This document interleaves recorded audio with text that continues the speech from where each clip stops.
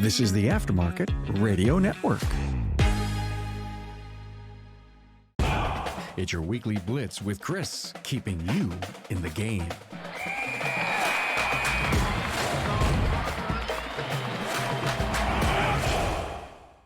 Coming to you from the crossroads of industry knowledge and business innovation, this is the Weekly Blitz, hosted by me, Coach Chris Cotton from AutoFix-Auto Shop Coaching. The Weekly Blitz is the show that supercharges your auto repair business knowledge, helping you navigate the labyrinth of the automotive world, giving you the tools and the tips you need to steer your business towards success. Each week, we delivered an episode jam-packed with insider know-how, industry developments, practical business strategies, and surprising things you didn't know you didn't know. The Weekly Blitz is brought to you by my great friends, Brian and Kim Walker, over at Shop Marketing Pros. If you want to take your shop to the next level, you need great marketing. Their work looks professional and gets results because, let's face it, this is an amateur hour, folks. Stop trusting the livelihood of your family and your employees to marketing amateurs and start with the true professionals in the industry. Shop Marketing Pros does top-tier marketing for top-tier shops. Learn more at shopmarketingpros.com/Chris. Actually, I need to give credit for this week's topic to Kim Walker from Shop Marketing Pros. I saw over this last weekend, and I'm recording this on 9/13, so it's the Colorado Buffaloes just beat Nebraska at home, and the country's abuzz with Colorado and Deion Sanders, and it's going bonkers. Kim made a post talking about how he's handling his team and things like that. I commented on it, but I'd also been thinking about a post or a podcast talking about Deion Sanders and the way he went about recruiting his team.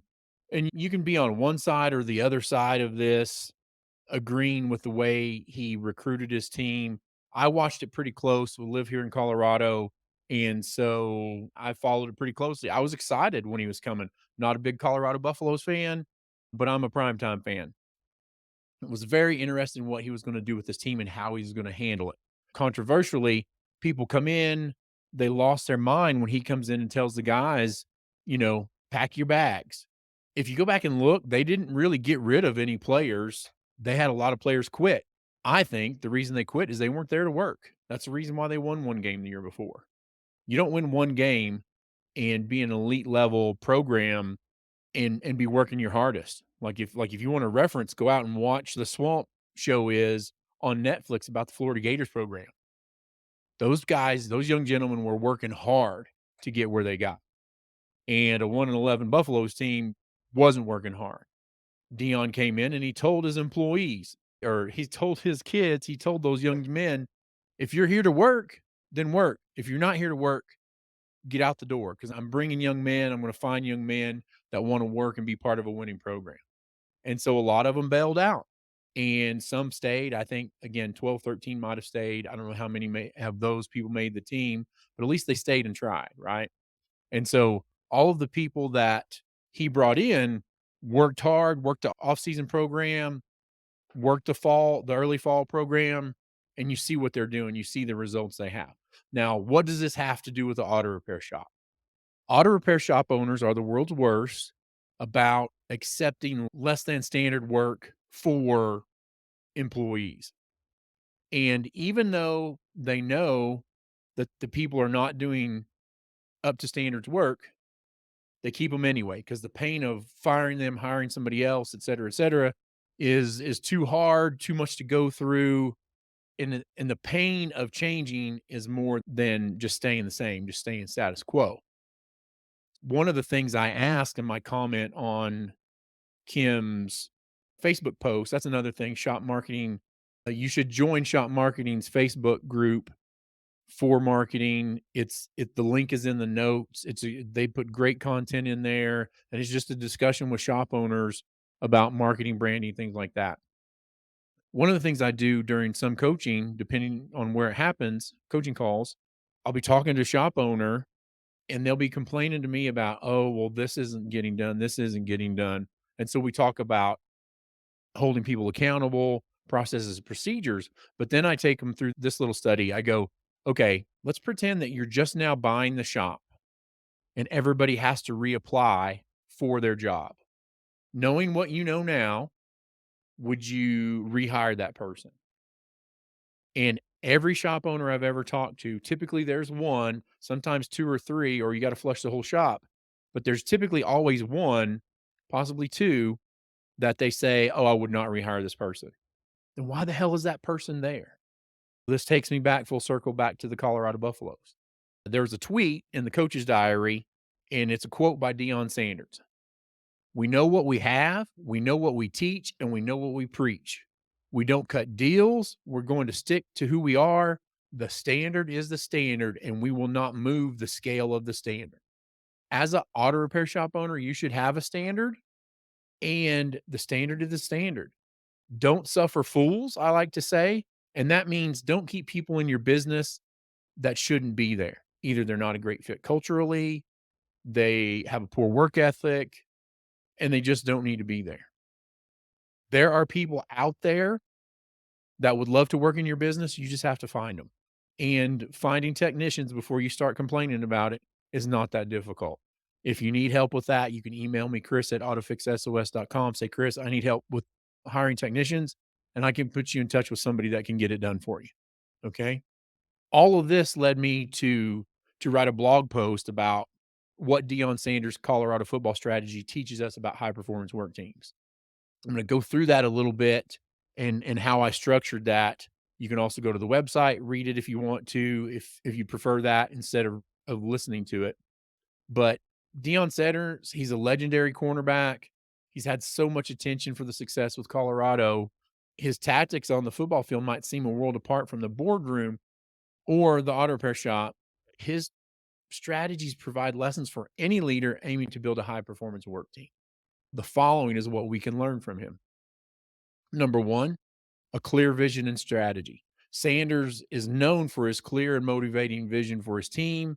Sanders sets ambitious goals. He's ensuring every player was aligned to the same objectives.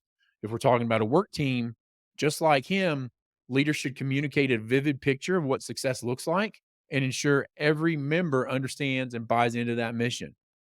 Next, we've got recruiting the right talent. He talked to those guys and said, "Hey, if you're not here to work, this is not the place for you, and you need to get out." So Sanders, he didn't just recruit based on raw skill. Sanders sought players who fit into his team, his culture, people that possess the right mindset, work ethic, and passion. So when we're talking about a work team, recruiting shouldn't only be about skills on a resume. It's about finding individuals whose values align with the company, meaning your company, and who can seamlessly integrate into the existing team dynamic. Next, we have continuous training and development. If you don't think Sanders isn't recognizing that talent alone doesn't win championships, Sanders emphasized regular drills, practice sessions, and learning from past mistakes. Those are the things that coaches do in order to push you to the next level.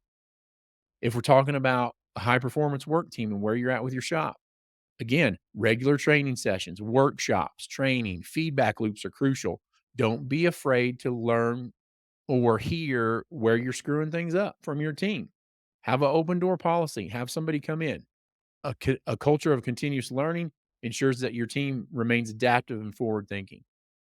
Next, you got accountability and discipline. This is huge. This is one of the things that 80% of shops out there fail at.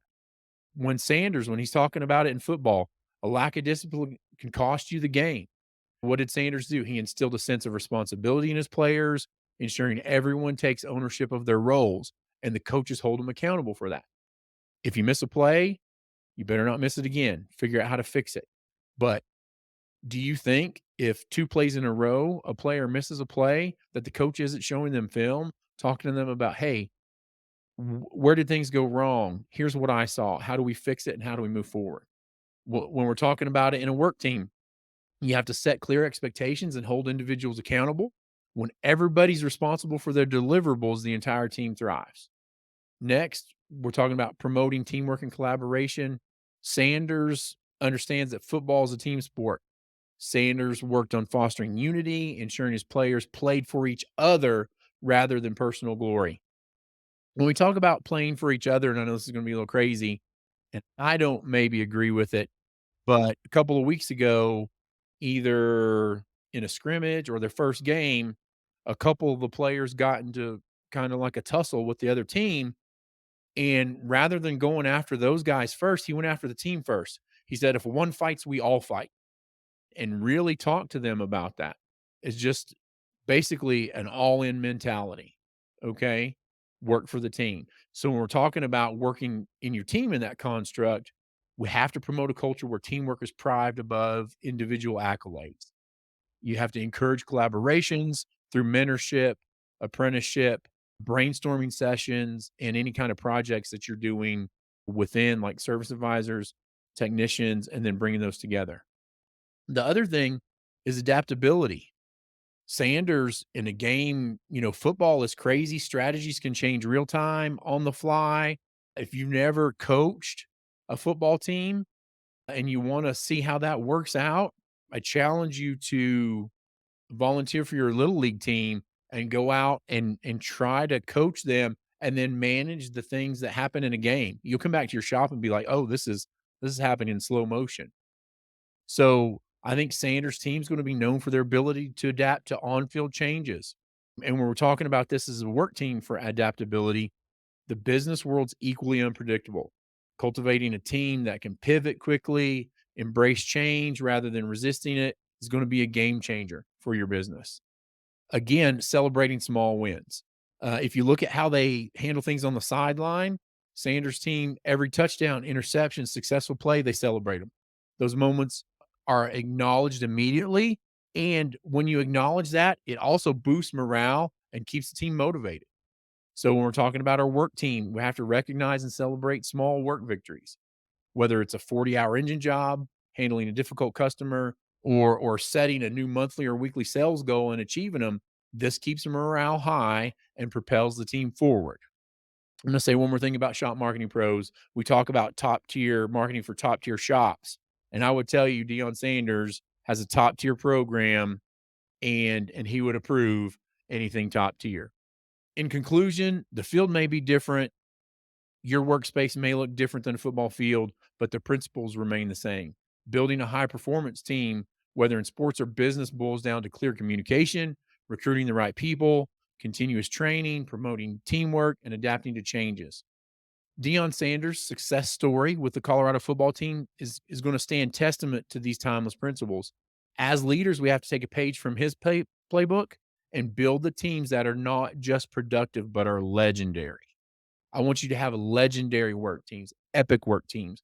And the only reason you don't is because you're not holding them to higher standards and you're not setting the standards. I truly believe in the power of knowledge and collaboration to drive success. And I trust that the insights we've shared today can empower you to take your auto repair business to the next level. We're incredibly grateful to all of our listeners. Your commitment to learning, growth, and improvement is what keeps us doing what we do, and we never forget that. We also want to thank our incredible sponsor, Shop Marketing Pros, for making this show possible. Their dedication to the success of independent auto repair shops like yours is truly unparalleled. Shop Marketing Pros provides top-tier marketing for top-tier shops just like yours. Remember, success doesn't come to you. You have to go out and get it. It's about making strategic decisions, fostering effective management, and continuously seeking to educate yourself and your team. That's what the Weekly Blitz is all about, and we're committed to being a resource for you every step of the way. Join us next week as we continue to provide actionable insights, expert advice, and real-world stories from the trenches of the auto repair industry. Don't forget to subscribe, share this podcast with fellow shop owners, and leave us a review if you enjoyed today's episode. As always, if you have any questions or topics you'd like us to tackle in an upcoming episode, please get in touch. Chris at AutoFix-Auto.com. Your input is what shapes the show. Until next time, I'm Coach Chris Cotton signing off. Keep your gears running smoothly, keep learning, and keep growing. Remember, in this business, every day is a chance to get better. Here's to your continued success. As always, it's time to rise and grind and stay driven. Have a great day, everybody. You've been listening to the Weekly Blitz with Coach Chris Cotton on the AftermarketRadioNetwork.com.